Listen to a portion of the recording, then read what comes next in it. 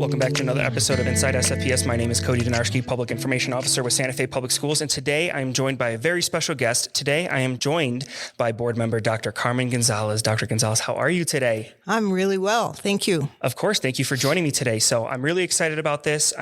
You have a very great legacy here in Santa Fe and in the education space. So I know we have a lot to talk about. So to get started, you are originally from Santa Fe, correct? Yes, I was born and raised here. Born and raised here. And then you are a product of Santa Fe Public Schools. I am a product of Santa Fe Public Schools, and I totally believe in the public schools. And you went to Wood Gormley. Harrington Junior High, which is no longer there. It was right across the street from Wood Gormley and Santa Fe High. Where the park was? Yeah, where the park is. Okay, so the park used to be a school. A school. Oh, interesting. I didn't know that. And then you went to Santa Fe High. And then when you were at Santa Fe High getting ready to go into secondary, did you know what you wanted to do? Did you want to get into education or no? What did you want to get into? I didn't know what I wanted to get into, and I knew I didn't want to get into education because my mother was a teacher and I didn't want to do the same thing that my mother did. So I got a ton of hours. I went to school for about 4.5 years and graduated with close to 200 hours, which you don't need. And I got a Bachelor of University Studies. And then I worked in various, like at La Fonda and various jobs. And 6 or 7 years later, I went back and got my master's degree in education. Oh, wow. So did you have like a career path that you wanted when you were in college, something that you thought you wanted to do? Or were you kind of just like, I'm just going to get my degree and then figure it out? Is that kind of what the idea was? That's kind of what I was. I was sort of a late bloomer. Mm-hmm. So it was about getting close to 30 when I got my master's and decided I was going to be an educator. So when did that switch kind of happen? Like when did it kind of click like, okay, I'll actually go be an educator? Because, when you were in your teens and 20s, you didn't want to. So where was that switch? I think I was always into education. And in fact, when I graduated from college, for a while, I worked at Alvord School as a teacher's aide, and I already had a degree. And I thought, and it was in a bilingual program. I thought, this is really great. I really should think about going back to school and getting my degree. And so that's what I did. After you got your degree, what was your first teaching position that you got after college? Well, after I finished my master's degree, I moved to Hawaii. So beautiful. And were you on the Big Island? I was on the Big Island in Kona, and I was a special ed teacher. And I had kindergarten through 7th grade. It was a K-8 school. And it was tough. I didn't realize, and I had gotten my master's degree in both special ed and gifted. So after my first year teaching the learning disabled kids, I ended up starting to teach gifted kids. And then after that, I would come back to New Mexico in the summer and take classes at UNM, and I started taking computer classes. So then I switched I became a computer teacher in like the late 80s. We had a computer lab. And this was in Hawaii still? In Hawaii. So I was there for 10 years. And when I left there, I came back to New Mexico and went back to school and got my doctorate in learning technologies. And you got your doctorate at UNM. At UNM as well. Mm-hmm. And then this is interesting because I believe, if I'm running through the list of all the guests that we've had on the podcast, I believe you were the first doctorate that we've had on the podcast. What made you to get your doctorate degree? What was kind of that process? Because a lot of people get to their master's and there's a big step between master's and doctorate. What kind of drove you to get your doctorate? Well, part of it was living in Hawaii, and you're fairly isolated, especially on the Big Island. There wasn't a university. There was a university on the other side of the island, which was 2.5 hours away. And I had wanted to continue going to school, but I couldn't really do that in Hawaii. So that's part of my reason for leaving Hawaii was to come back. And I came back and I was a teacher in Albuquerque at Los Padillas School. And at Los Padillas, I taught 3rd through 5th gifted kids and 5th grade learning disabled. And I hadn't taught learning disabled for many years, and so I wasn't sure what I was going to do with them. Mm-hmm. And one teacher took me down to the teacher center and said, here's these SRA kits. You can just sit them in front of that, and they'll just do it themselves. And I thought, that's not for me. Mm-hmm. And so what I ended up doing was the same thing I did with gifted kids. And you do brainstorming. And because they were already fifth graders, learning disabled kids, they'd probably sat in the back of the class and nobody ever expected them to have come out with anything. So they were silent for the longest time. And I wouldn't, I'd just throw out the question and wait for them to come up with responses. And, they actually came out with more creative responses than the gifted kids did. Oh, wow. Yeah. That's amazing. Yeah. So I think the way I learned gifted is the way we should be teaching all kids. Critical thinking, problem solving, collaboration, writing skills, all those things are really important for all kids.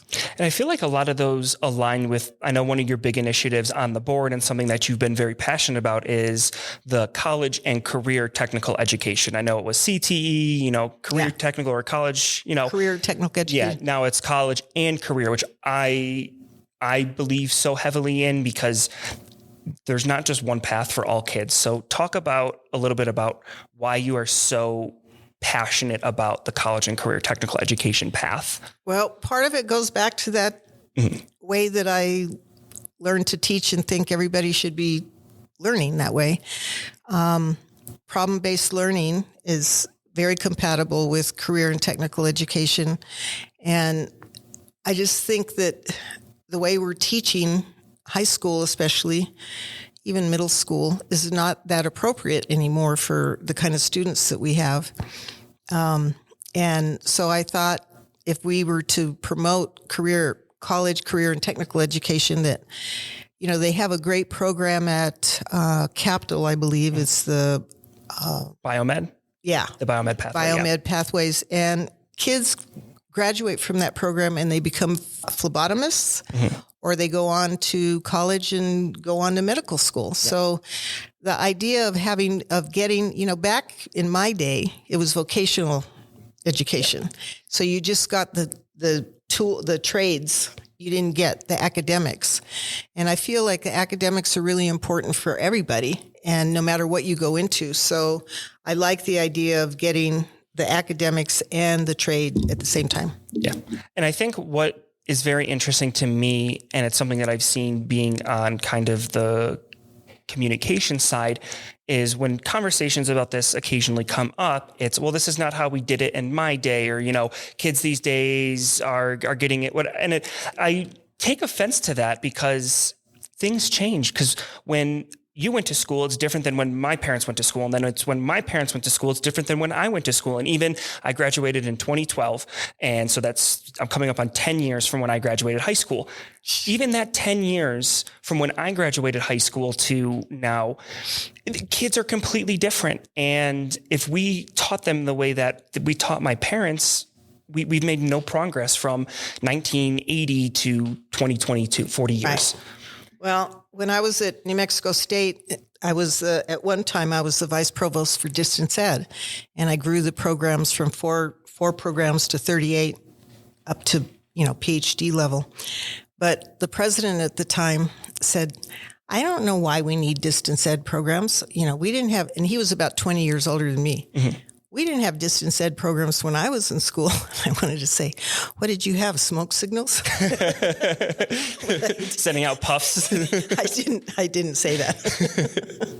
We can't talk about things the way they were, like you say, even 10 years ago. Mm-hmm. When I first started at New Mexico State, for example, everybody would walk out of their classes and talk to each other. Now everybody walks out of their class and is looking at their phone. Yeah.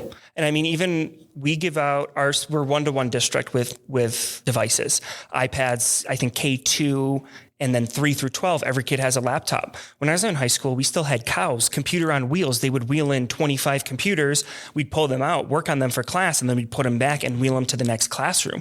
And that was 2012. Well, in 1998, I got a $15 million grant from the U.S. Department of Ed to train teachers how to integrate technology into the curriculum. Well, at that time, there were only computer labs or cows. Yeah. And, so the whole point was, what do you do in your fourth grade class that we could do in the computer and they would enhance it? Not, let's go to the computers and do computers, But, you study states. Let's put the state, like we did an exercise where kids put in all the number of state representatives they had, and their population, and they realized, and they probably had read it in books, but it never had sunk in. When they manipulated the data, they realized that representatives were based on population. Yeah.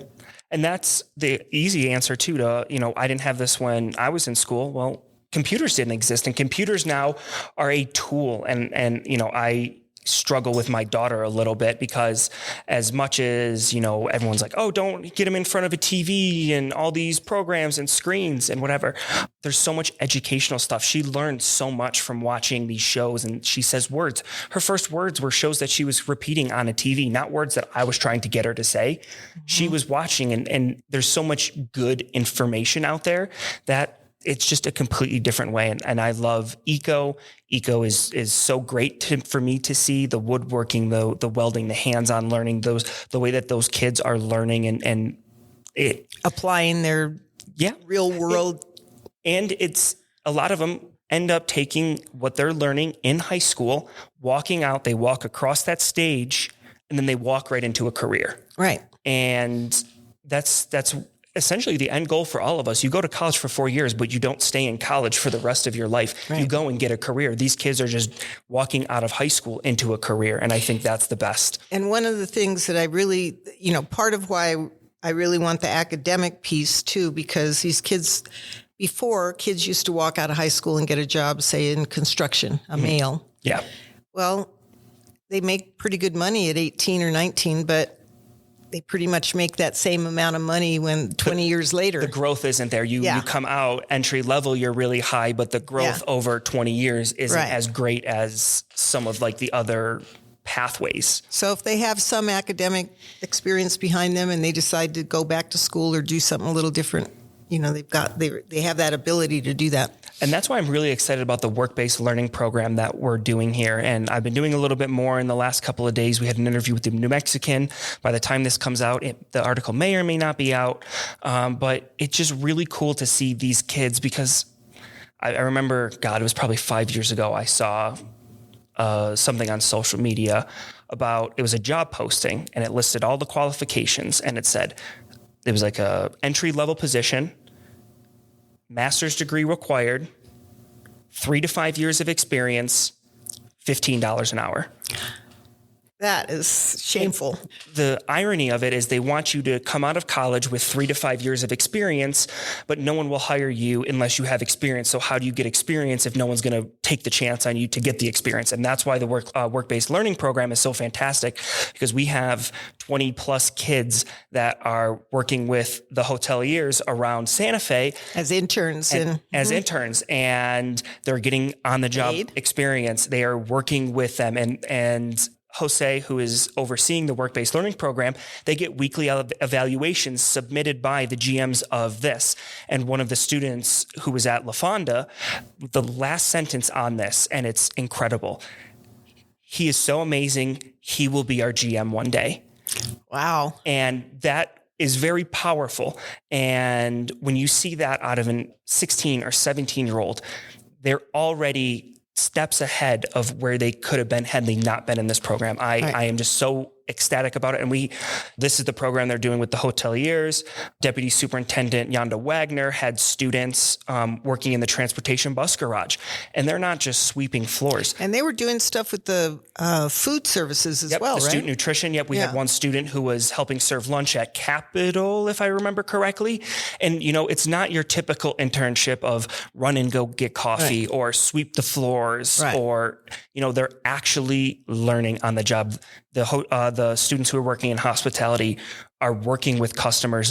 But before I walked out of there, they were saying, have you had an interaction with a customer or with a client? And I'm like, these are high schoolers, and you're asking about interactions they've had with clients. It is just so incredible. And I believe it is going to be the future of how students get into the workforce. I do too. And, I think Santa Fe's pretty good. They've got like 40 some programs already, but with this research that we're doing this year, and we should find out how it all comes out in August. But, there could be, as you say, things keep evolving and changing, and jobs that were created 20 years ago no longer exist, and new jobs, so we need to stay current with all that. And I know I don't know if this was considered work-based, or I think it was CTE. I don't remember if you saw, it was a video I did. We had a Santa Fe Public School student working for IT Connect in the technology department. And he was helping reset Chromebooks, restore Chromebooks, stock them away. Like, he was working for the district, getting paid by us as a student here. It just creates this pipeline of student to workforce. And if we in Santa Fe want to keep students in the community, getting that pipeline, creating that pipeline with us of students, training them on the job. So that way, when they become a senior, either they go on to college and come back, or they get right into the workforce. Right. When I was at Santa Fe Community College, we had a program with the Lano, I forgot what it was called, but they gave us approximately $40,000 a year to pay interns. Mm-hmm. And they weren't just interns at Lano. They were interns around Santa Fe in different kinds of positions. Yeah, it's incredible. And I wish that existed for me. I'm super fortunate to be where I'm at, and I don't regret anything, but I don't think these opportunities existed, again, 10 years ago, even when I was in school. Opportunities like this, there wasn't that open availability to want high school kids in. It was very much, you go to college and get a 4-year degree. You don't have a 4-year degree, you're no good to us. You'll never surpass an entry-level position. And now it's not a requirement. I know the place where my father works, they've completely eliminated college degrees from their hiring requirements. They don't ask, because, as he says, he manages, I don't know how many people. He says his best employees don't have college degrees.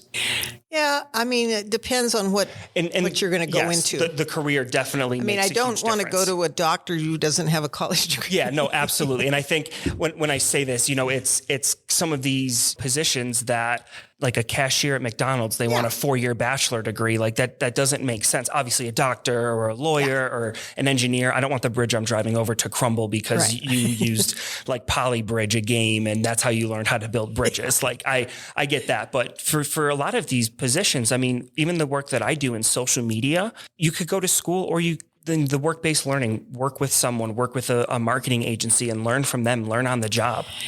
And there was this, I can't remember, they had an internship program with Santa Fe Public Schools, and they got money from the city to help pay for it. But we were at Santa Fe Community College talking to this group that were in this leadership program. And this one guy raised his hand. He was a high school student. He was in the master's program there, which is a early college high school. And he said, I interned with the newspaper because I wanted to be a journalist.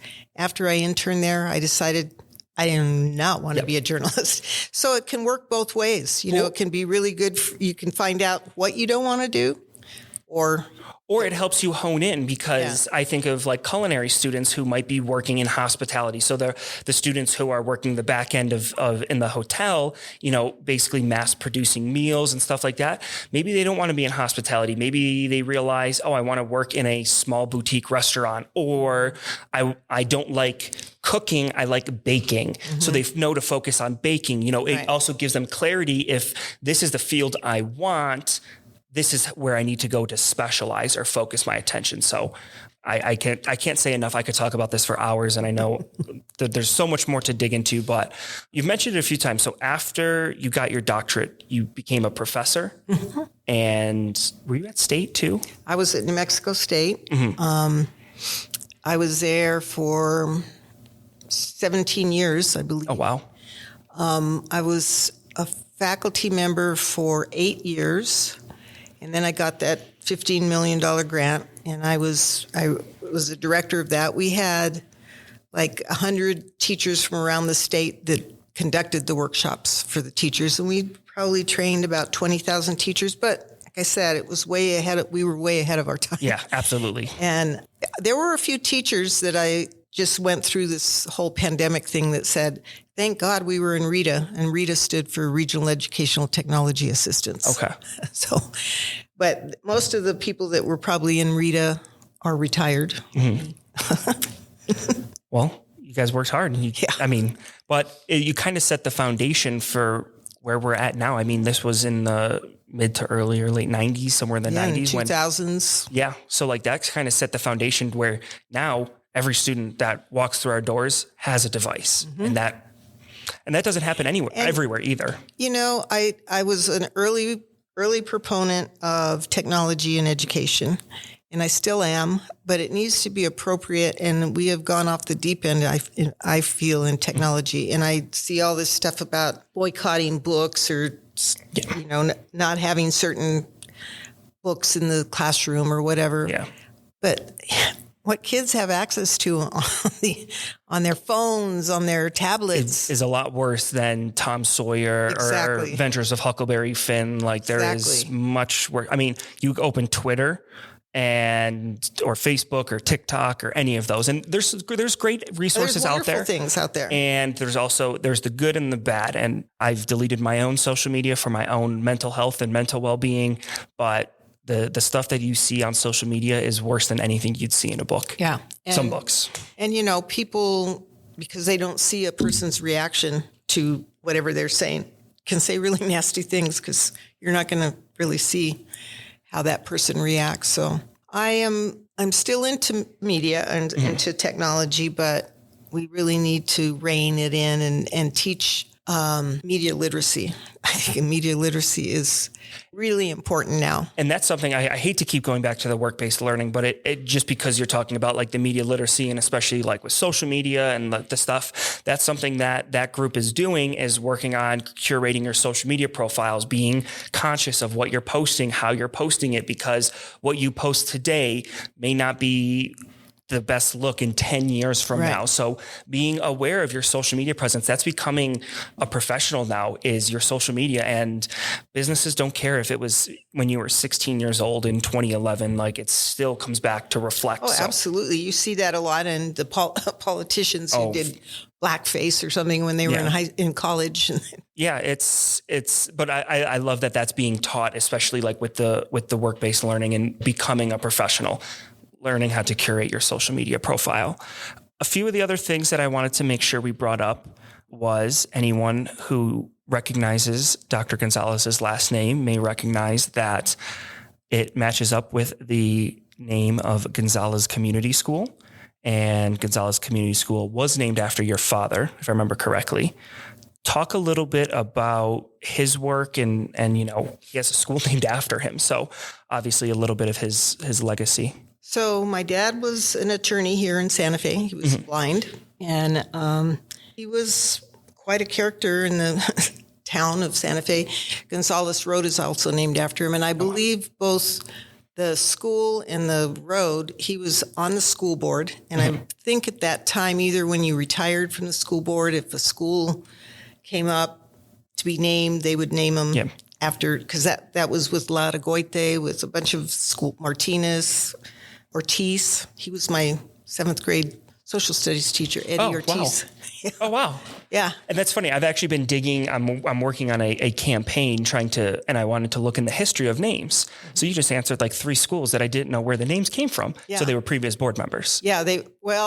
Either previous board members or superintendents or something. Educators. Like Nina Otero Warren was the first female superintendent of Santa Fe Public Schools. She served in the legislature with my dad. Oh, wow. So my dad was, like I said, a blind attorney and very engaged in the community. At one time, he was a state representative from Doñana. He was originally from Las Cruces. And he had gone to Georgetown Law School, which he really loved. And when he came up to Santa Fe to serve his term, he felt like Santa Fe was much more open and accepting. And so after his term ended, he moved up here. And so, like I said, he served on the school board, and then he served later on as a county commissioner. But both of those I was very little. I didn't really know. And my mother was a teacher. She was a teacher at Salazar, and then Wood Gormley after I was the youngest, and after I was gone, she moved over there because we were a block and a half away from there. Oh, yeah. And after she retired, she ran for a state board of education. Okay. So that was back when they hired and fired the state superintendent It was before we had a Secretary of Education. So it was a lot more, they had a lot more responsibility than the current one does today.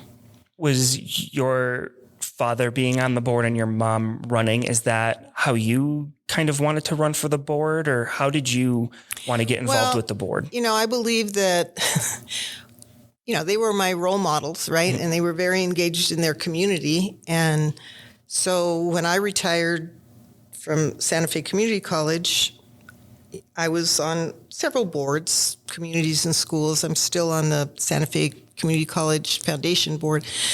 But, I wasn't done yet. I still felt like I had things to do. And actually, I was somewhat recruited for the school board. And there were two reasons why I wanted to run. One was I was interested in equity. I'm kind of in the east. I'm in the eastern part of the city. So my schools are all pretty high functioning schools and probably less minority. And so I wanted to see how we could get schools, kids from the South coming up to, and there is quite a bit of transfer in to all of my schools. But, I just wanted to look at the equity and see how, and some of my students from here go down to the bilingual schools. If I had a kid now, I would send him to a bilingual school. Yeah.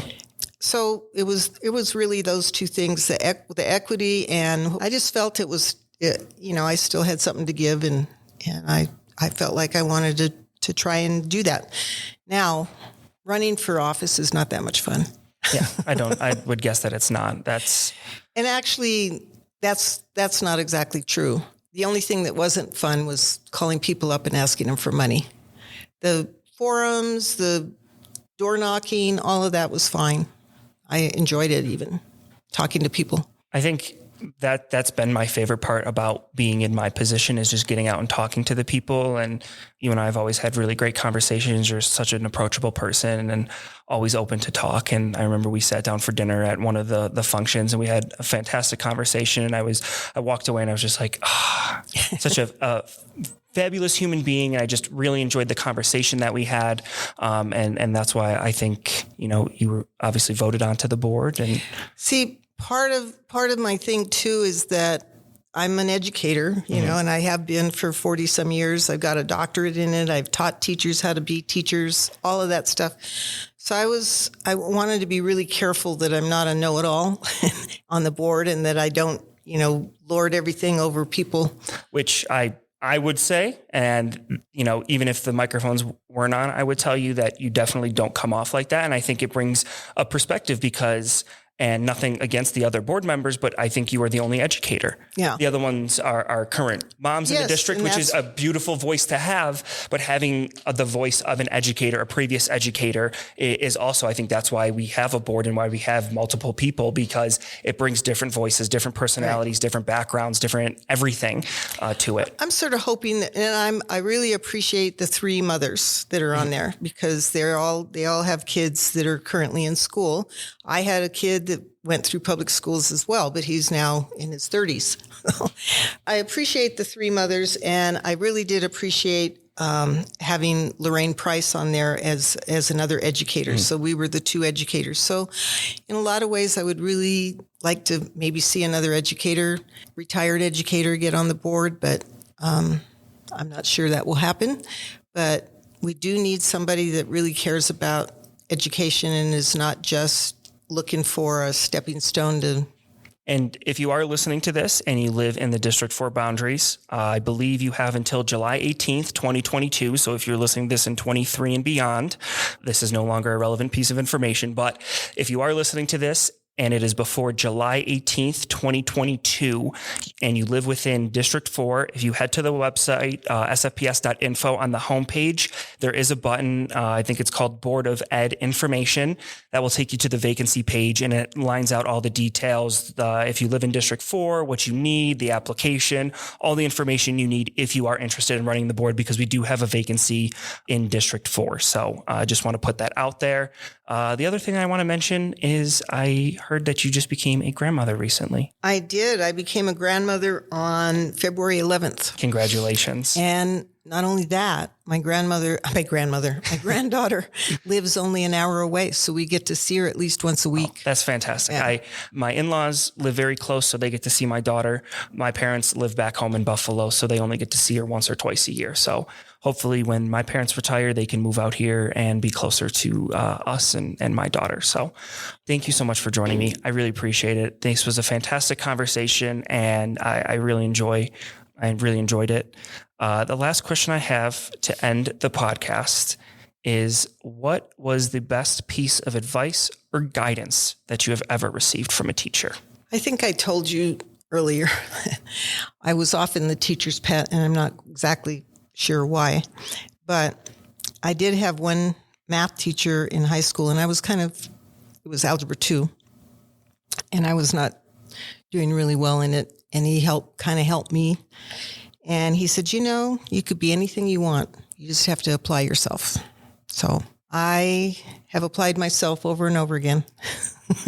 And that would be what I would tell anybody looking to get into education. Is it's a wonderful field. It's a wonderful profession. You make a difference. We need teachers.